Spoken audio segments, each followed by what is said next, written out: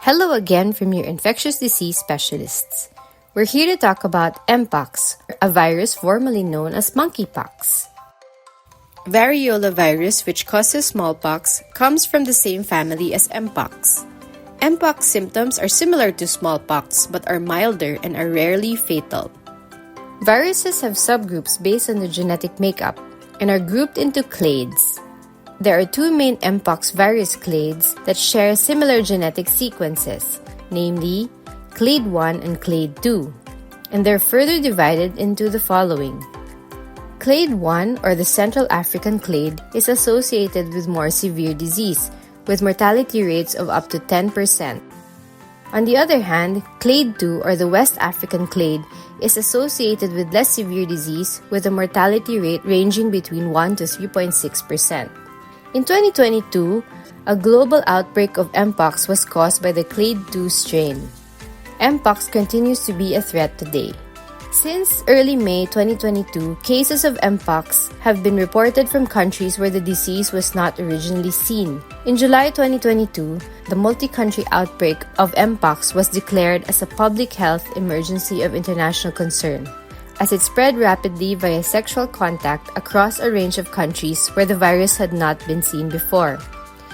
That PHEIC was declared over in May 2023 after there had been a sustained global decline of cases.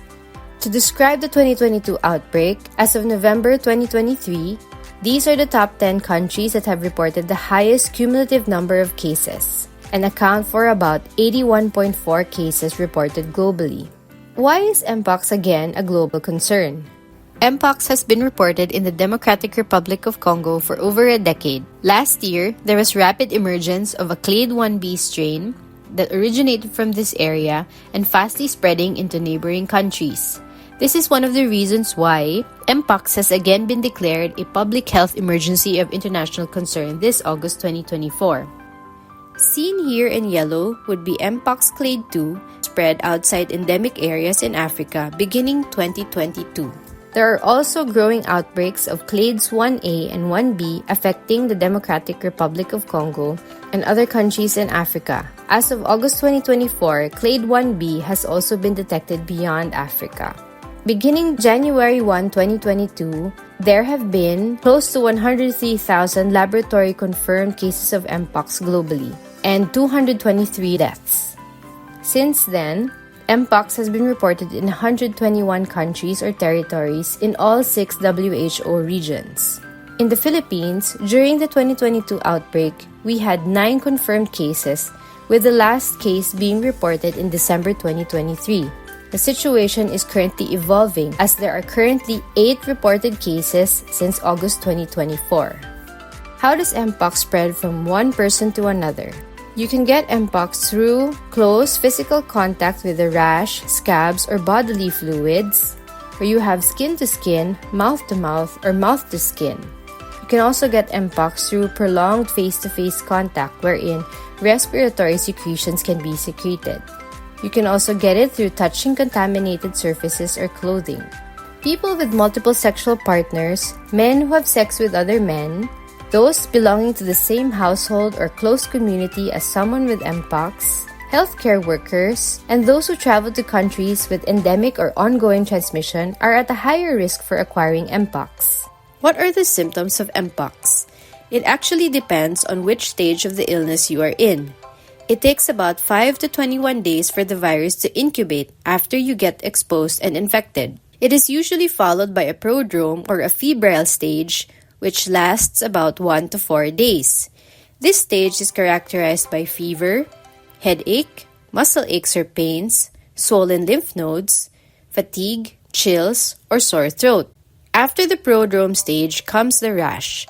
The rash can look like pimples, bumps, or blisters that can appear anywhere on the face, inside the mouth, or anywhere in the body like the chest, trunk, hands and feet, anus, or genitals. The rash goes through different stages before healing completely. The entire illness typically lasts about 2 to 4 weeks. At least that's how classic Mpox is. Interestingly, in the 2022 outbreak, which was due to clade 2, was found to have some clinical differences compared to the classic presentation of Mpox. Classic Mpox mostly affected children and young adults in West and Central Africa. For the 2022 outbreak, most cases are seen in young men, especially among men who have sex with other men. Before, Mpox transmission was mainly due to contact with animal reservoirs and then by human-to-human transmission. Spread is usually within families. For the 2022 form, cases were seen more through exclusive human-to-human transmission, spread further through sexual networks, especially among unprotected sex, among men who have sex with other men.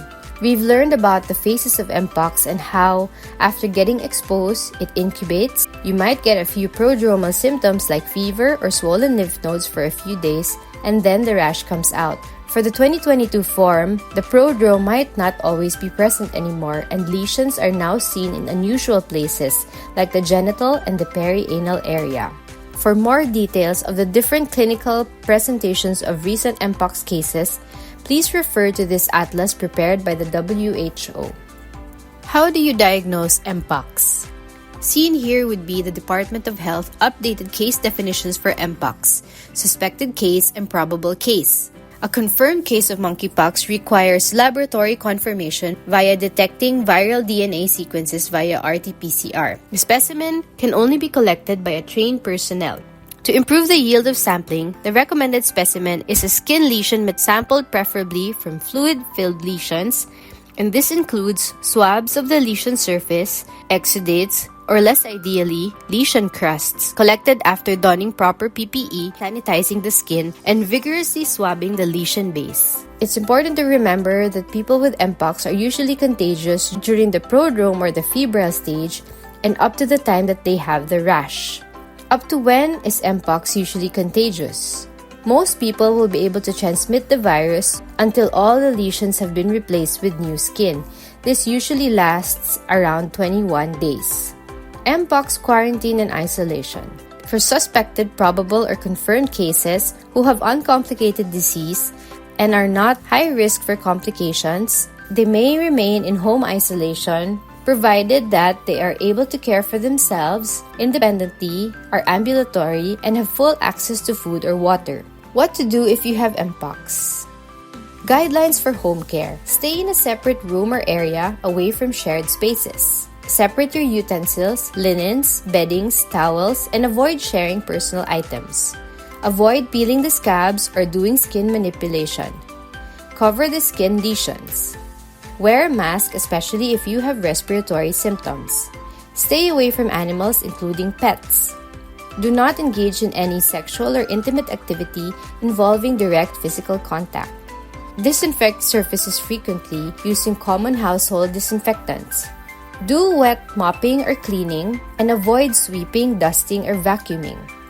Laundry from people with Mpox should be separated and handled using gloves and masks and should not be shaken. Close contact with Mpox means there was face-to-face, direct physical, including sexual contact, or contact with contaminated materials such as clothing and beddings.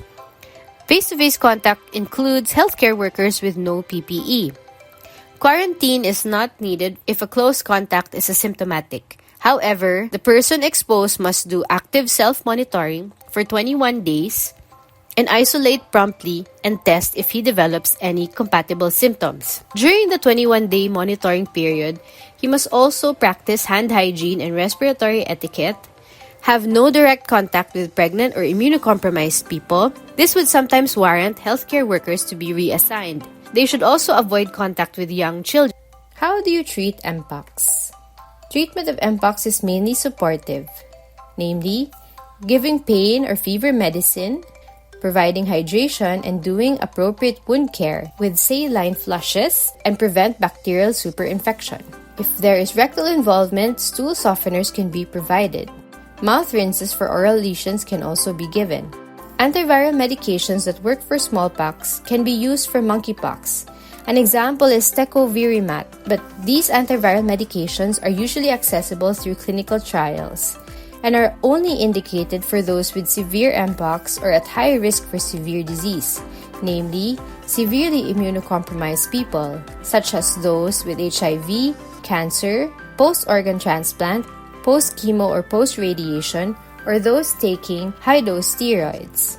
Those with active skin conditions listed below that make risk for dissemination higher: pregnant or lactating women, those under 18 years old, and those with protracted or life-threatening manifestations of Mpox, including eye involvement. How do you protect yourself against Mpox? Vaccines developed for smallpox may be used to prevent Mpox, but they are largely still unavailable.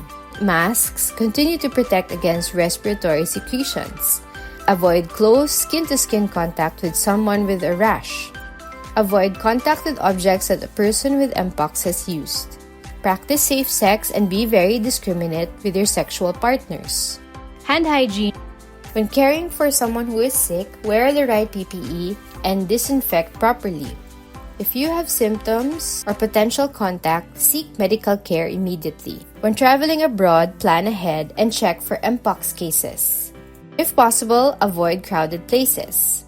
Wear long pants, long sleeves when traveling abroad, and mask up in crowded spaces. Upon return, don't forget to continue to monitor yourself for symptoms. This is a friendly reminder from your infectious disease specialists.